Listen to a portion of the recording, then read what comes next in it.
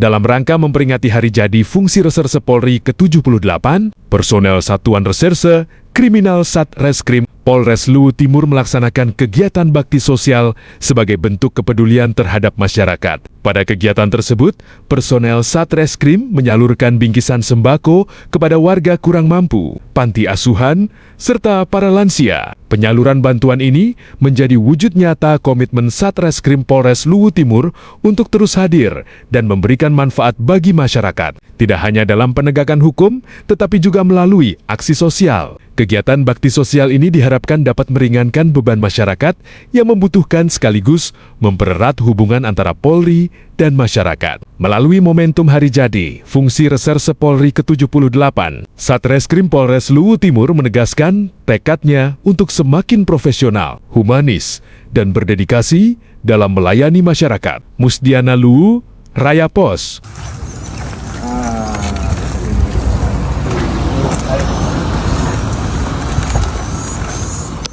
Dari Polres.